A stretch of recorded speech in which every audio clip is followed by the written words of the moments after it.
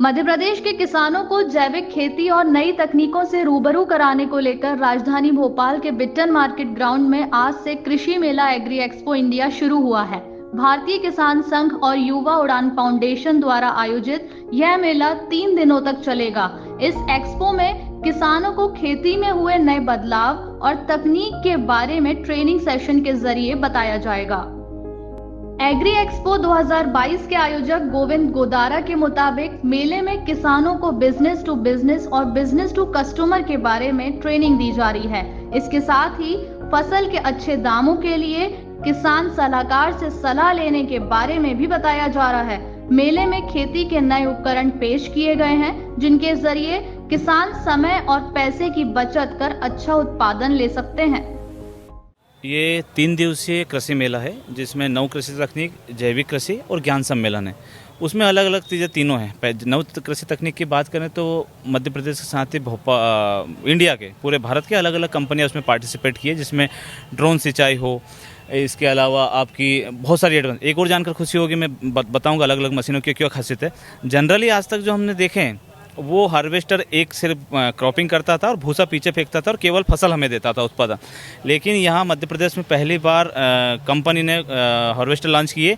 एक ही मशीन भूसा भी बनाएगी और वही मशीन आपका उत्पादन गेहूं भी देगी। तो एक बहुत बड़ा ये मतलब तकनीकी का वरदान मानिए आप कि 2 बार ना परेशान होना पड़े किसानों को, ताकि एक लागत भी डबल होती थी, साथ ही समय भी ज़्यादा लगता था। और कई बार मान लो क्रॉपिंग हुई और 4 दिन किसान लेट हुआ, बरसात हो गई तो उसके बाद फिर पानी आ जाए तो वो भी, तो ये हुआ।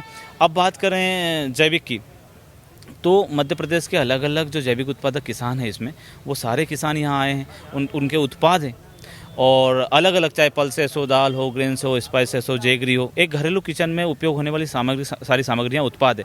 साथ ही मध्य प्रदेश शासन के कृषि विभाग, नाबार्ड, आत्मा, MSME, जितनी भी सब्सिडी किसानों के लिए हैं, जितनी भी सब्सिडी युवाओं के लिए हैं, स्टार्टअप के लिए हैं, उन सारी कंपनियों के स्टॉल यहाँ हैं, उनके एक्सपर्ट यहाँ हैं। साथ ही तीनों दिन अलग अलग एक्सपर्ट्स यहाँ आने वाले हैं। एग्री एक्सपो में जैविक फूड, प्रोसेस्ड फूड, जैविक अनाज, मसाला, दाल, शहद सहित अन्य खाद्य पदार्थों के स्टॉल लगाए गए हैं। इन स्टॉल पर मेले में आने वालों को संबंधित खाद्य पदार्थ के बारे में जानकारी दी जा रही है।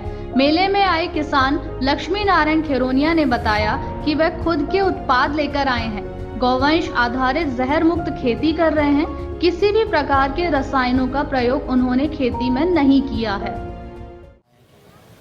ये कृषि मेला है, हम हमारे खुद को प्रोडक्ट लेके आए, जो कि हम रेगुलर 12 साल से जहर मुक्त खेती कर रहे हैं, गौ आधारित खेती जिसे बोलते हैं। इसमें किसी प्रकार का कोई केमिकल नहीं डाला हुआ है। हम खुद दवाइयाँ बनाते हैं, खाद बनाते हैं और गौ माता को पालते हैं। उससे जो गोबर गोमूत्र निकलता है उससे हम खाद और लिक्विड बना के उसमें डालते हैं, उसी से पैदा करते हैं हम। इस मेले में खेती के क्षेत्र में स्टार्टअप आइडिया को प्रमोट करने पर फोकस किया गया है।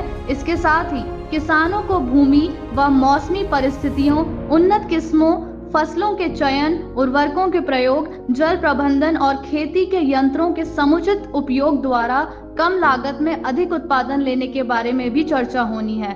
अब देखना ये है कि इस मेले का किसानों को कितना फायदा हो पाता है।